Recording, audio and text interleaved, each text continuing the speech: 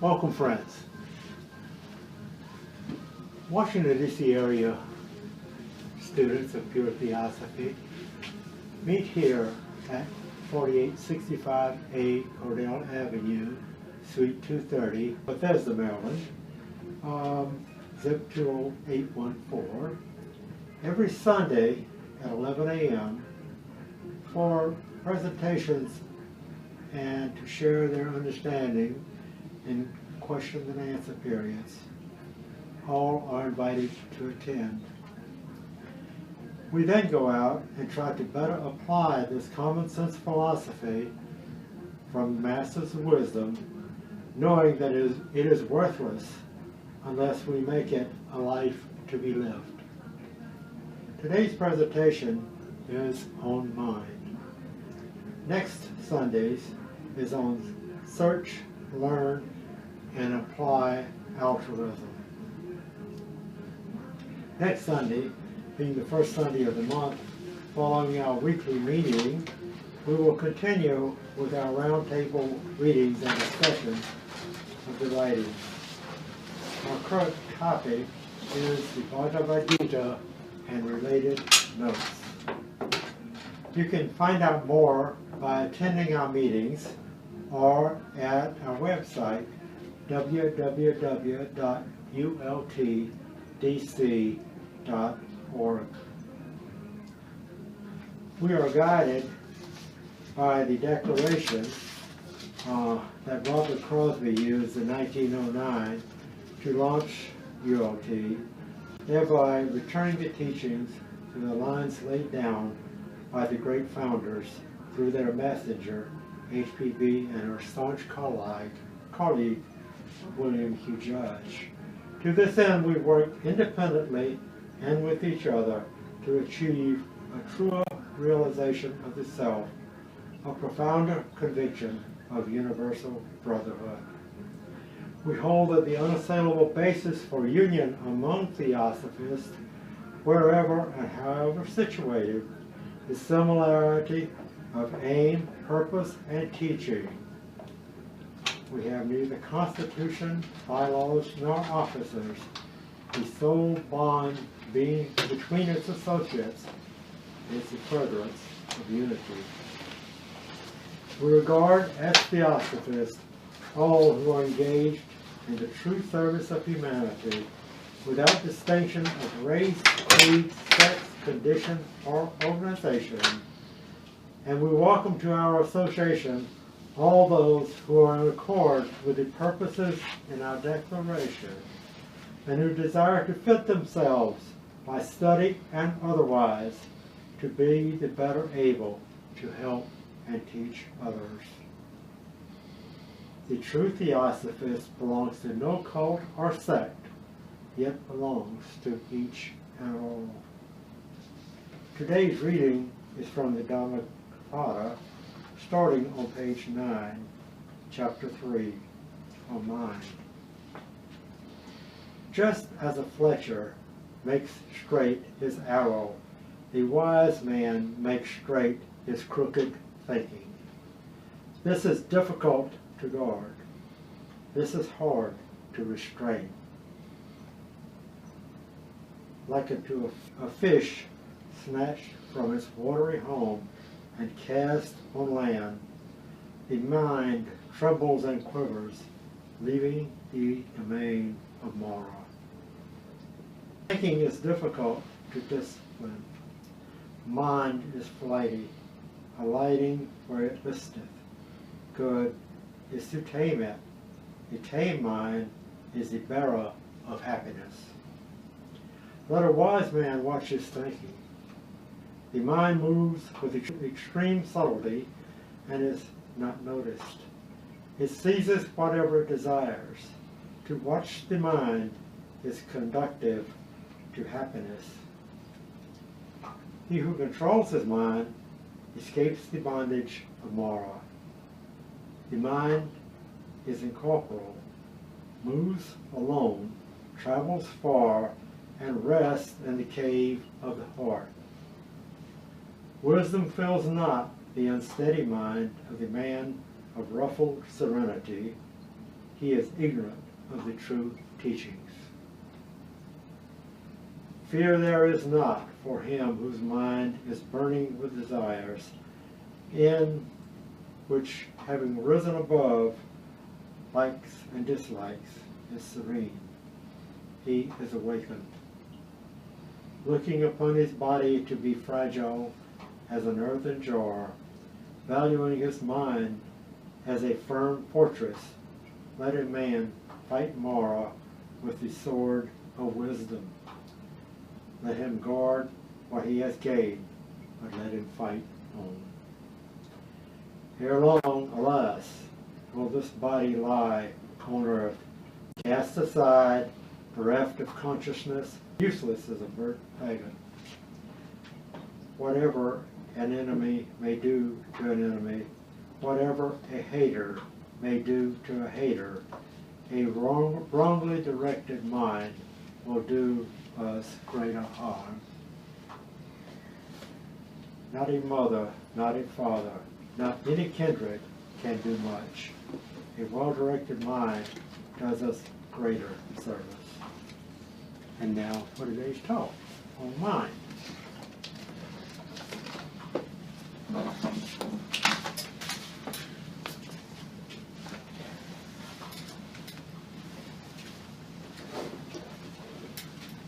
Welcome, friends, and good morning.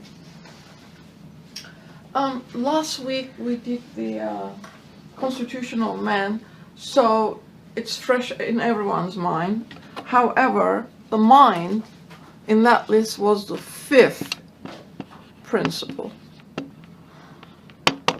And it is normally depicted this way, this being Atma or spirit,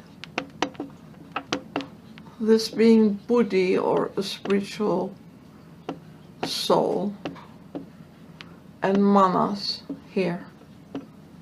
And we can see that it connects the higher triad to the quaternary, without which connection the experiencing of life would not be possible. Remembering that we are all mind beings.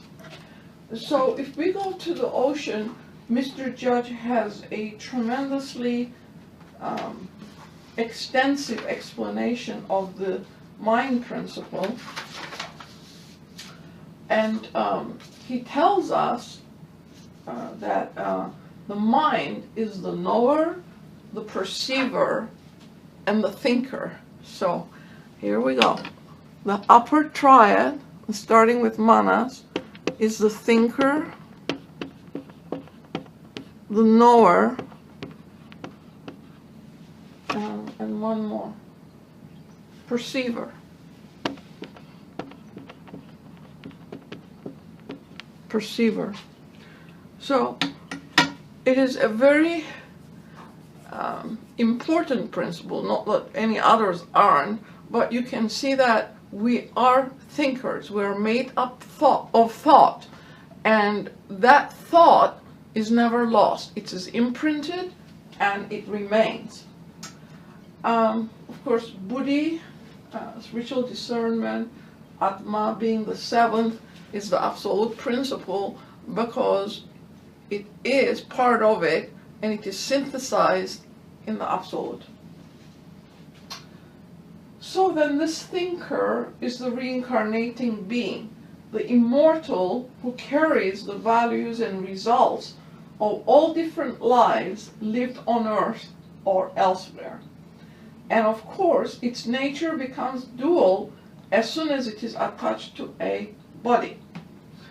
For the human brain is an organism that has been developed for eons of time, and Manas uses the brain. So we must not confuse the brain and the mind. So brain is the tool of the mind. Is a tool of the mind. It uses the brain to gather information from the environment with.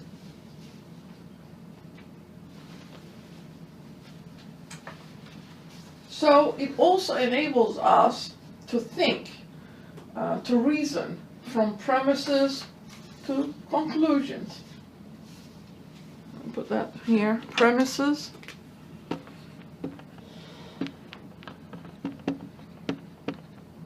to conclusions. So it enables us to reason, and we are thinkers. And of course, it also differentiates man from the animal world, because the animals act from automatic or instinctual impulses, whereas we reason. So this, the reasoning capacity of the mind, is the lower aspect of the thinker. So the reasoning then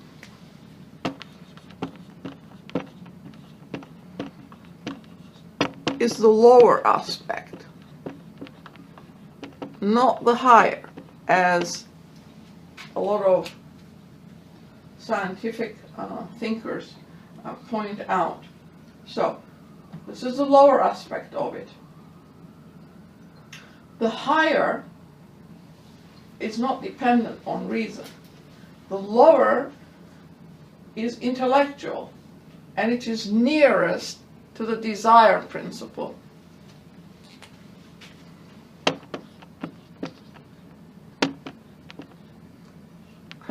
Desire. I'm not writing very well today.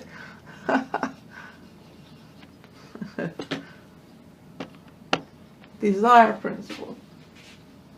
So, it is influenced and guided by all our desires. If it has become totally intellectual, then our nature, of course, is pulled downward, because intellect is cold, heartless, selfish. It is not lighted by buddhi or atman. So, if it is desire-oriented, it tends to be very selfish, it is self-centered, it is cold and heartless. So, in this manas then, the thoughts of all lives are stored. In any one life, the sum total of thoughts underlying our acts usually have an underlying reason, and it is concentrated on one reason. And the types given is just as examples. Businessman.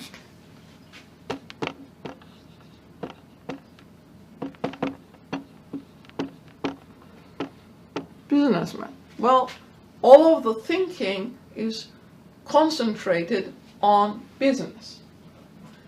All of the thoughts represent one single thread.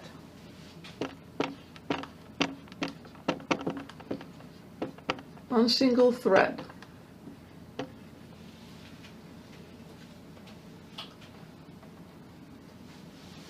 The artist is another. Its thinking is in one direction. It's creative, it's artistic. And what about the businessman who is concentrated on power, position, and wealth, but never gets there? So that desire is still there, but unachieved. It's not achieved, not obtained. Not obtained.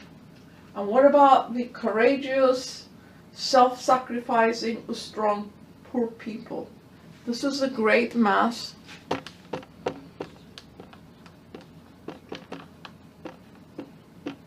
And we'll put self-sacrificing here because there are.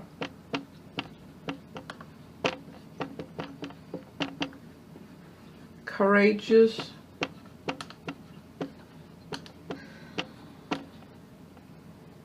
poor. They're poor. Their main concern is, if they're family oriented, how do I feed my family? And how do I educate my children? And their concern is just in that kind of self-sacrificing stream of thinking. So this shows that our heart is set on achieving something that means a lot to us in one lifetime. So all that is stored in manas, and it will be brought out again at any time, whatever life, the brain and the bodily environments are similar to those that can engender that kind of class of thought. So it will come back to us, especially if we have not achieved it.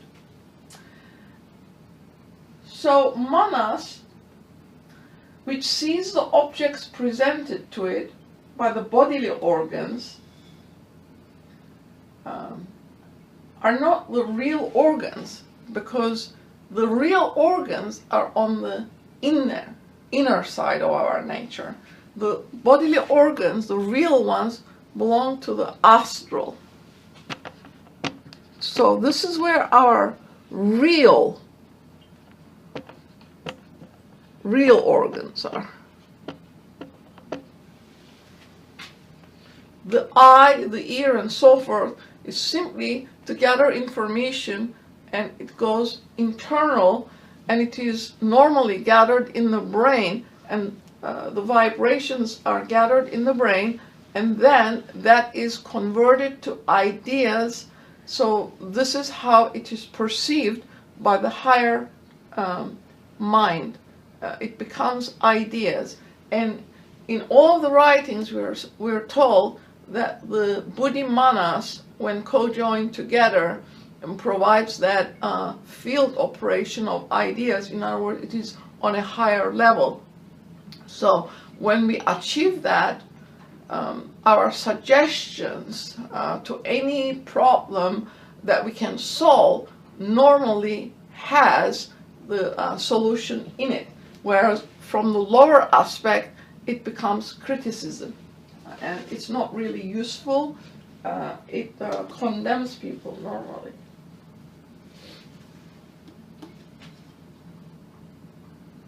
So if the connection between the mind and the brain is broken, intelligence will not be manifested unless manas, by training, has found out how to project the astral body from the physical, and thereby keep up communication with fellow men.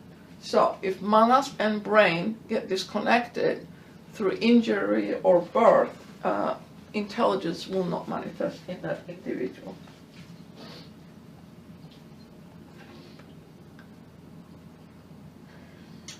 And we know that organs and senses do not really cognize objects. And if we look at the hypnotic experiments and mesmerism, spiritualism, and so forth, the effects normally flow not only solid objects, but sometimes objects that are not seen but felt. And so then we know where that comes from, astral body being the reservoir of it. So this then is the tendency of the lower mind, desire actuated action. It interferes with the action of the higher manas, because at the present time, through evolution, desire and all corresponding powers, faculties and senses are the most highly developed in us. And so it obscures the white light of the spiritual side of manas. It is tinted by each object presented to it, whether it be a thought object or a material one. That is to say, lower manas operating through the brain is at once altered into the shape and other characteristics of that object, mental or otherwise. So then, This causes the lower mind to have 4 peculiarities, and we will put it up here.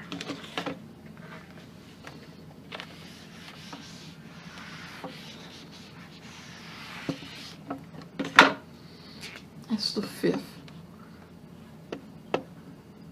This is the 5th principle. Anyway, so it has 4 peculiarities, and we'll list them.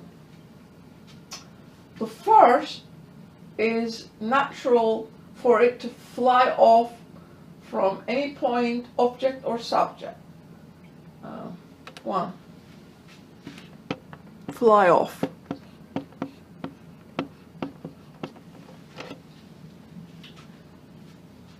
The second, it flies off to some pleasant idea.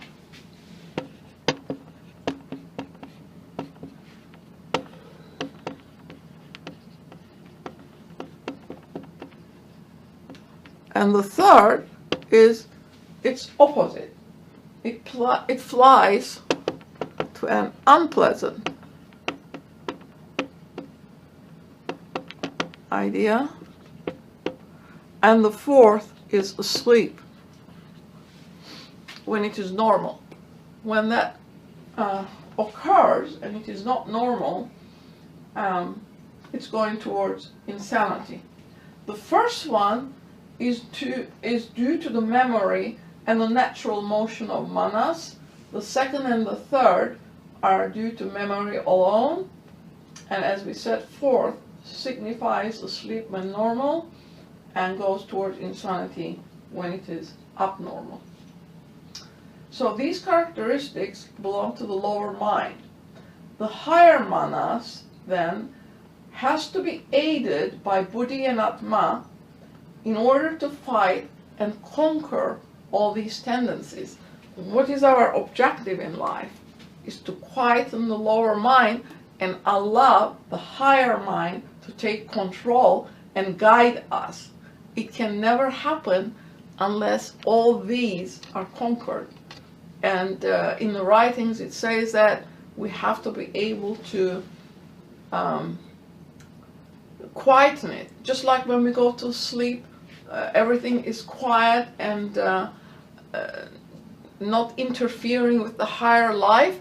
That's what we have to learn to do in waking consciousness. So, let me just put it down here. In waking consciousness,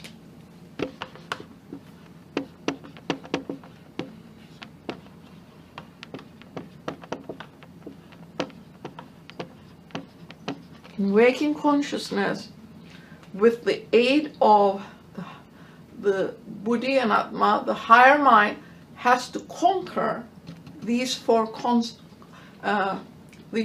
actions of the lower mind in order that it does not become an interference when it guides the personality through life. That is not an easy thing to do. We all know that we struggle with it.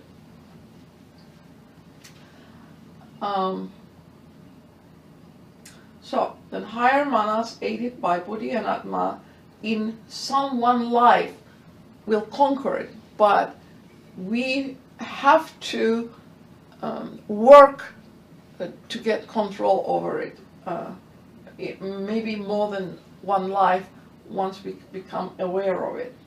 So then sometimes the higher manas is active, higher mind, and so genius comes about.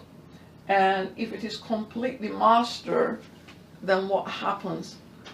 The individual is perfected, it becomes a god because it has joined its root where it came from, and the root is the Dhyan-Chohanic hierarchy we come from, each one having a ray, which is our individuality.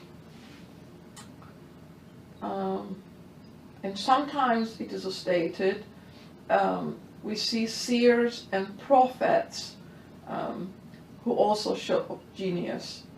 And great sages of the past like Buddha, Jesus, Confucius, Zoroaster were such great sages and beings. And sometimes we see it in poets. Tennyson, Longfellow, and others show a ray, but then it closes again. It's not permanent.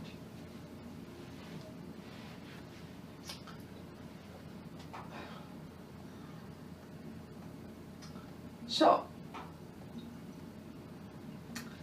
it is stated in the Secret Doctrine then that the processes of evolution goes forward with great rapidity in this age because it is Kali Yuga and everything is speeded up.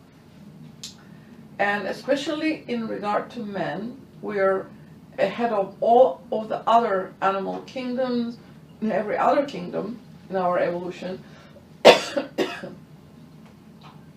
We become incarnated and projected into life more quickly than in the earlier periods when we first started obtaining coats of skin. So the body of the inner man is made of thought. And this being so, it must follow that if the thoughts have more affinity to earth life, then life on earth will inevitably follow. At the present, Manas is not fully active, and we are told in the Secret Doctrine that in the next, this is the fourth round,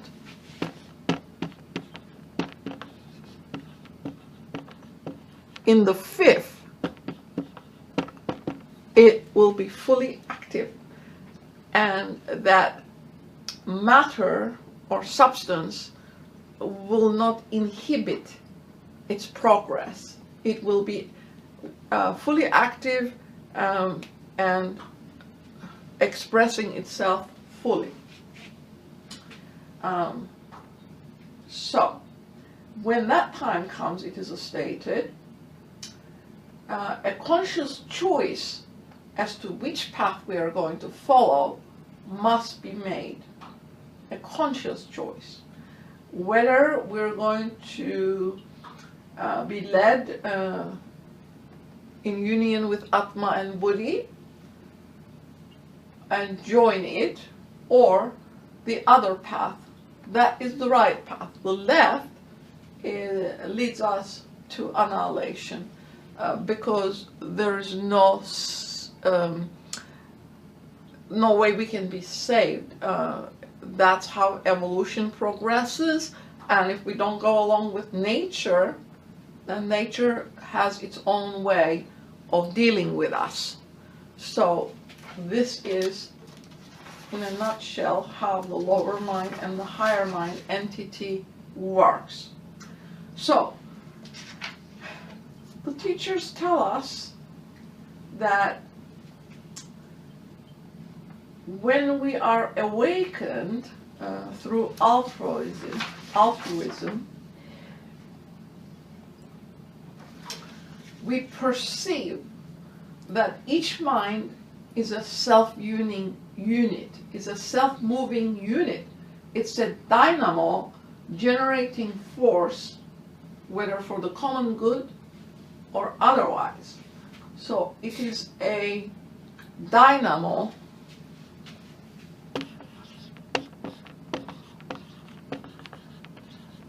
and it is a self-moving unit. What are we referring to here? Well, Pythagoras brought his numbers, the sacred decad, from the East, and Plato made it generally more understandable by explaining it. Even though it was not openly explained, nevertheless he explained it so that humanity could eventually understand it. Now, the sacred decad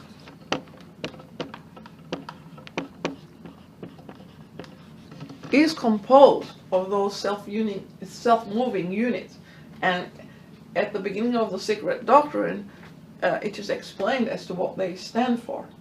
Now, Number one is unity. Number two, differentiation. Two, Pythagoreans did not like even numbers. Number three is the higher trinity. So they all have meaning. They're not just digits. They're not digits.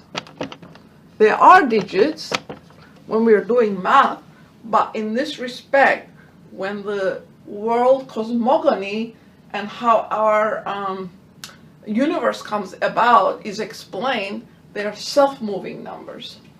So we are a dynamo because that mind generates a lot of power, electricity in other words. So there is on one side part of humanity that doesn't go with this current that is available to all of us. It goes against it. So what is that? It's damaging to humanity because we are all interconnected. And at the other end, we have another part of humanity who have learned to calm themselves. They're very calm. You can't move them from that core.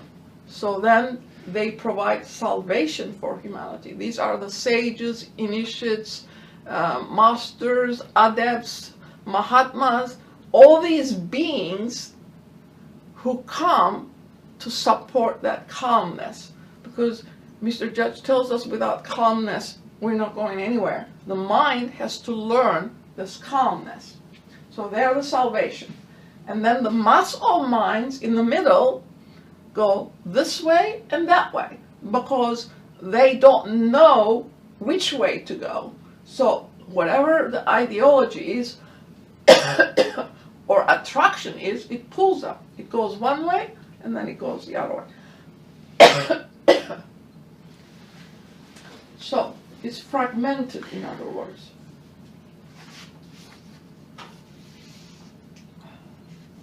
So, and as we said, each unit is a dynamo and creates a lot of power.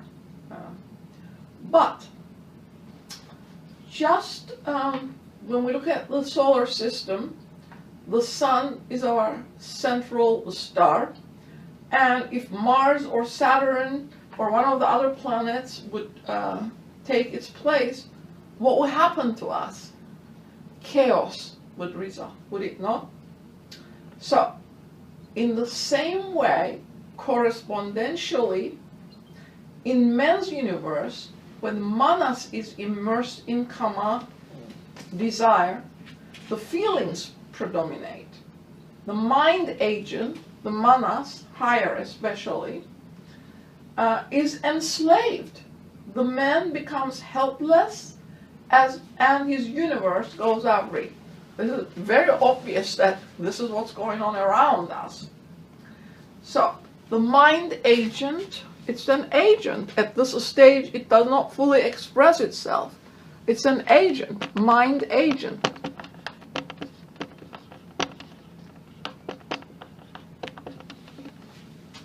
The mind agent is enslaved and man becomes helpless. Instead of the mind becoming a help to him, he becomes helpless because it is attached to desire and the higher mind is enslaved. So where is he? In hell, it says. Until he wakes up from there, he is going to be in hell because this is not what it is meant for the mind to do. So, mind agent is enslaved. And so it becomes dormant. It can't do its work. Where is the man? In hell. Right here on earth, he's in hell because his mind is not working the way it is supposed to work. But, it says, the first flash of intuitive perception that pierces through his waking consciousness, then he is able to perceive the truth. He sees himself a victim of self-created circumstances and bound by reason to his own misconceptions, self-doomed and guilty of every sin against his fellow men. So this vision is peculiarly his own, because each one of us, when we wake up, is going to be given a vision. It is internal to each human soul. So this is his own. This is a moment of choice. Moment of choice. And to recognize it as such is also important. Moment of choice.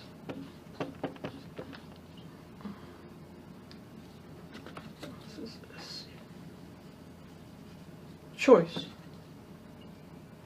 It's a moment of choice.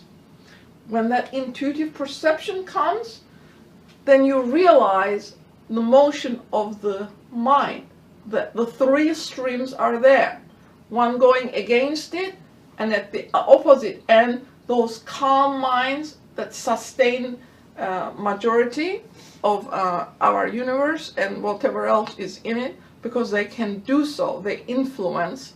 And then the middle part that contains the mass mind that flip-flops, goes this way, then that way. And then when that moment of choice comes through perception, intuitive perception, you become aware of your mind. You know where it is. It shows it to you. You know where it is.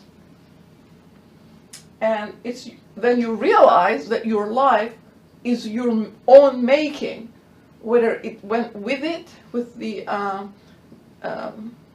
progressive evolution of our world, or it went against it, then you would know. So then, if the mind remains free, the spiritual will is aroused, and manas co-joins with buddhi. A universal basis of thought and action makes permanent that conjunction, buddhi manas, the divine mind, which is the signal of salvation in the stream of human evolution. So to understand this process gives us choices. When that moment comes, perhaps we're able to recognize it and make that choice to keep the mind free, so that it flows in its own field operation and is not enslaved by desire. So its purpose then, it's dual. When that happens, it also it becomes a channel of purification for karma. So the spiritual will is awakened. I'm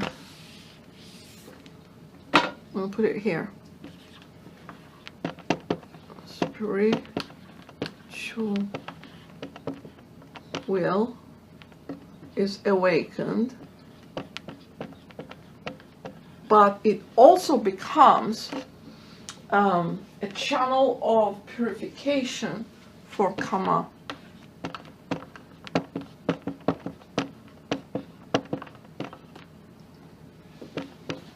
Purification of karma. So look what happens when we realize the flow of our mind and its freedom. The spiritual will is awakened, purification of karma occurs, and then our mind has lost the attachment to liking and disliking. It's free. It does not go by feeling or emotion. It goes by its natural flow. It becomes impersonal, and its force intensifies. It does not lessen, it intensifies. And it flows undiverted in its true course and enables us to do real work. But of course it is universal, so it is for the whole that we uptake the work for. So now we'll stop here and answer your questions. Yes? The four categories you listed, starting with the businessman, ending in the great mass, I understand those are kind of like obstacles to get to the mind, the higher mind, or I didn't understand well. I think like the concentration of the businessmen and those who seek power are like more on the mundane side. Also the great mass, because they have to survive, to obtain food, shelter, all those things. I don't understand why the artist is there, because with the creative expression, what's going on there. And also, if I was wondering, what about the scientists, who are, some of them are doing great things for advancement of, like in the healthcare, things like that. The others, I know that whatever findings they had have been used for, like, mass destruction, for example. So can you elaborate or touch again on the 4 categories? These 4 categories here. Yeah. Okay, these 4 categories was just given as an example. You can add scientists, you can add divisional scientists, maybe some who are involved in astrology, some are involved in biological aspects of our universe, some are moving towards the metaphysical aspect, because they don't know where the atom goes when it disappears from the earth field, because you have to have metaphysical inner perceptive powers active in order to follow the atom in its journey through the 7 levels of existence. But these were just given as an example. This is not all of it. It's just an example part of it. Didn't go to science because it is such a vast field, and did not want to get into the controversial aspect of it. Because when you look at the duration we have been on Earth, you see the influence of dogma on the minds of men, where it was closed in the Dark Ages because religion forbid it. We couldn't study philosophy, we couldn't study math, we could not study astronomy. It was forbidden by church fathers. Maybe they were as ignorant as the rest of us. This student doesn't know who knew, who did not know. But this philosophy went underground. It always exists, and there are those who keep it going. Whether we know it or not, it's there. And then when enlightenment came and the church lost its power over our minds, the scientists decided purposefully to look at men from the physical aspect only. Their motto was, and to some extent still is, what you cannot touch and what you cannot see and what you cannot repeat cannot be a scientific fact. But comes HPB's interjection of this philosophy into our universe, where the mind again finds a different expression, because it moves us into the higher realms of our being, into the metaphysical world, and eventually to the homogeneous substance and beyond. So that's why this student did not choose science as an example, because science still is physical. Our world is not just physical. What we see is just the physical body, but the physical body is not the constitution of man. We have 7 principles that correspond to the 7 principles of the cosmos. Only the physical is visible because it's the most solid and concrete. But the inner man, the astral body, the jiva, life principle, the desires, passions and desires, they're all principles, but they are not physically visible to the inner organs or the outer organs for that matter, because they don't have similar constitution. They're ethereal. So that can be divided into many sections. Science, I didn't go, this student didn't go there on purpose, because I felt it needed discussion on its own. So these are just examples that can be given. An artist is continuously engaged in how to make art forms. Whether you're a sculptor, you're continuously making sculptures. And if you're a painter, Your mind is working with colors, with paint. So your mind moves in a specific direction, is all this is saying. And the businessman is occupied with his business, how to make money, how to make a better product perhaps, if they're kind and generous to the public. And look at the drug prices, for instance. Is that where we need to really go to become a burden, as pharmaceutical companies have become a burden on the society? So it has connotations, and so does this. What about the businessman who wants also power, position, and wealth to go with his business, but he remains a small local business and cannot expand? That desire is in him, is it not? It will live its skandhas, is what it is getting at the end of the life. So when you come back, when the circumstances are right, the artistic notion will express. In every life, we don't express the same things, depending what the environment provides, what your mind and what your brain or what your constitution is. Those things that you have not spent in the skandhas will be attracted back to you, depending what is allowed in that lifetime to express itself. So these are just examples. And then you have the great mass between professions that don't have that choice, because their environment is so limited, their education is limited, and either they have chosen it on purpose, because it is stated in the writings that the soul sometimes purposefully incarnates in those very difficult situations, because the soul has to learn that lesson that the environment needs to teach. Because even in those environments, you see people rising above it, educating themselves with support, of course, from the environment, but nevertheless, they educate themselves, they become lawyers, they become doctors. They choose a different profession than remaining in that environment. Regardless of all that negativity around them, they rise out of it. So they're learning a lesson out of that. But nevertheless, the poor people in between, neither science nor church can do anything for them.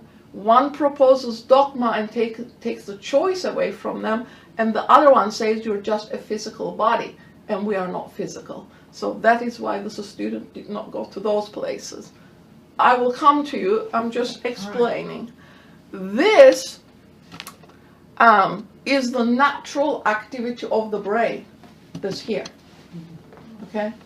This is how it deals, the natural mind principle works in these 4 different ways. It's the same in each human being.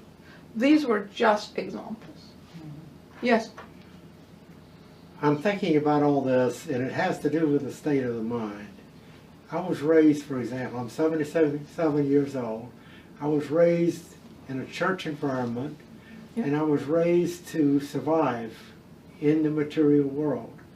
I still, even after 25 years in Theosophy, have difficulty thinking about me not being a body, but I am a much higher level, spiritual level than that, and I go on from life to life. I never was not, never shall I not be.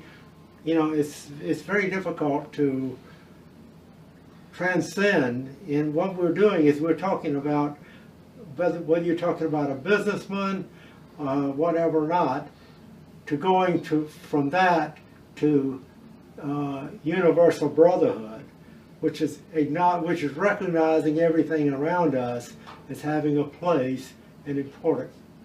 Well, to answer your question, it doesn't say it's an easy process.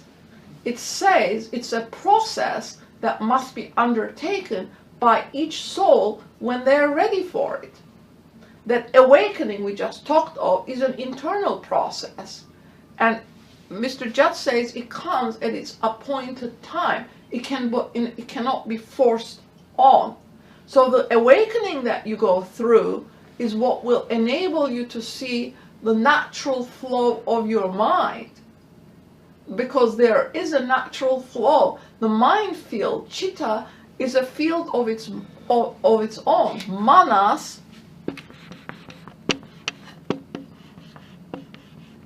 has a field work of its own on its own plane, but it is not expressed fully in this fourth round of ours. It's our fifth principle, and in the fifth round it will express itself fully, and then substance is not going to be a hindrance to it at all. It will have worked itself out of it. Who is doing the work? We are doing the work. The pioneers are doing the work. Just like at the beginning when the mind was lighted up and a priest is on the altar with one lighted candle, and all the other people with their candles come and light it from his candle. That really represents the lighting up of manas, because this is on a continuum. The lighting of manas goes on and on and on. We constitute the fifth subrace of the fifth root.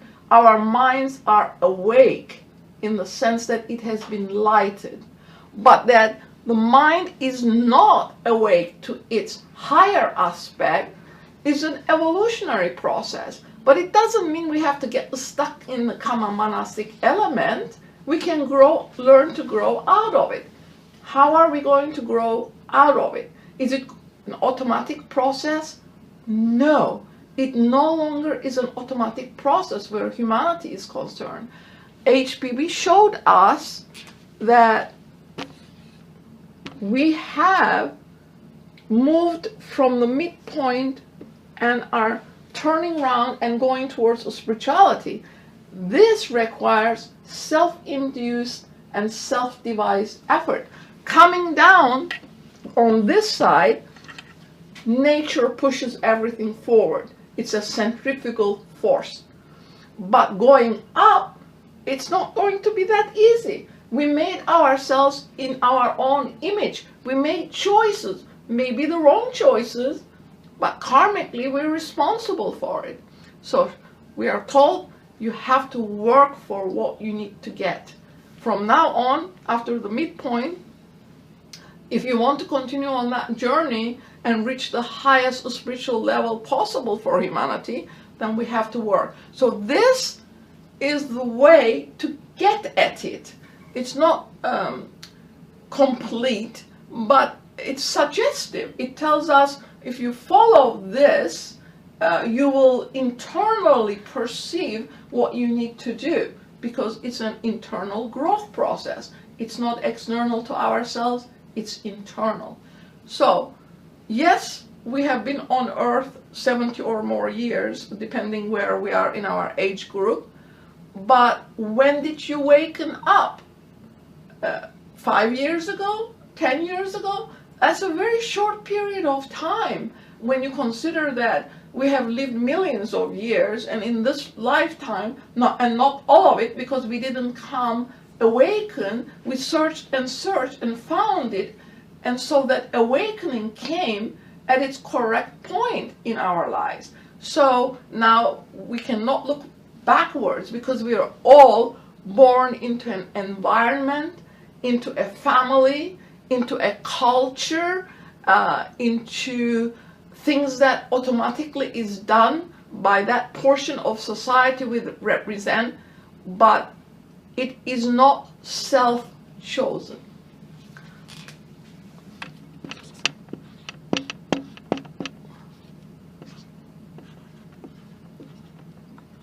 It's not self-chosen. We just came because that environment, that family, that culture provided what we needed as souls for the expression of your life in that period of your life. It gave you what you needed. So you didn't go with the general practice of your social, cultural environment. You decided to follow that phrase, ye come out and ye be separate. That doesn't mean I'm going to come out and be separate from the nation or community or race I belong to, but it means that I have self-chosen in which direction I wish to go.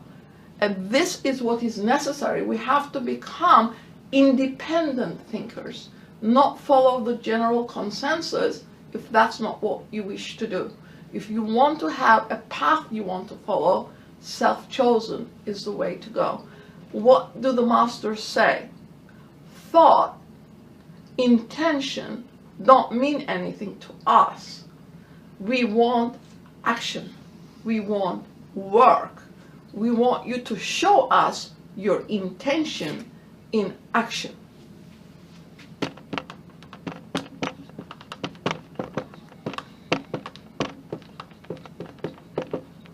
In other words, okay, you have learned some of this philosophy. What are you doing with it? Apply it to your daily life and see where it is going to take you. That is what is expected of us, especially since there is still theosophical ideology in the minority.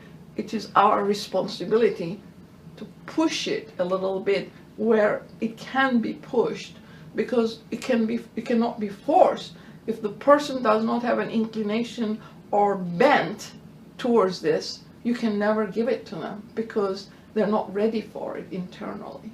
But those who are looking and searching and cannot find it, just like ourselves when we were looking and searching, and it took us a long time to find it, there are others doing that same search today. Those are the ones that we need to reach, and the great mass in between. Those masses who do not have money and their whole life is dependent on survival are the ones actually who keep this philosophy alive. Nothing can take it away from them. It remains internal to themselves because they don't have time to deal with it at the higher level maybe, but they retain it. They're the retainers of the philosophy. Why? Because there's that imperishable center in each human heart. At the beginning of the Manvantara, all these ideologies are put in there so that they won't be lost. So each one of us is a self-moving dynamo, remember? And we have tremendous power we generate. We have to learn to use it correctly. Yes? A question. You said that the tool of the mind is the brain, and that's the lower mind, right? So since the higher triad, the higher mind is in the higher triad, doesn't need a tool. It's not the higher mind is not dependent on the brain. Is that correct? There's only one brain. I'm sorry. There's only one mind. There's only one mind.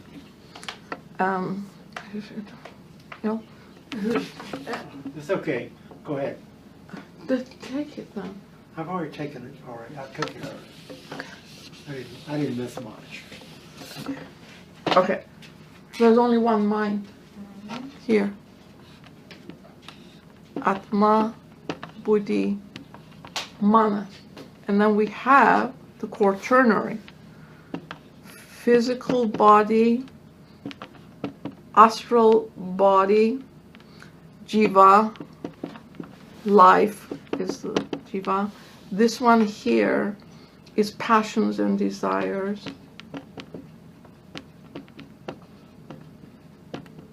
Kama in Sanskrit, right? This is the most developed in us right now, okay? But the mind is the connecting link. The lower mind is present because we have an intellectual mind, the reasoning mind, and we have to have it. Without it, we couldn't be on earth. We reason from premises to conclusions. It's a tool we use, right?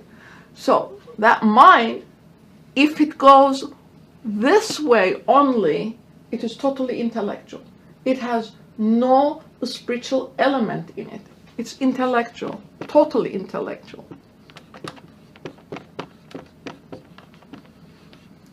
But most of us are mixed. Sometimes it goes this way, but sometimes it also goes that way. This is altruism. It's universal, impersonal. And we have all those moments when we think, oh, our brothers and sisters in Africa, there's a calamity, we send them money, we send them blankets. When we help the Eskimos, or when there is a tsunami, we send them stuff to help them. That is altruistic. Okay? So we all have that, but depends what proportion is going up and what proportion is selfish, self-centered, profit-oriented. You want things for yourself. So she says, it's the worst quality that our race has is selfishness, because we have become so immersed in material existence that has become a preponderating principle in us, and we need to get rid of it, is what she said. So this is how your mind works. Every human being works in this way. As soon as you have a body, the mind works either up or down.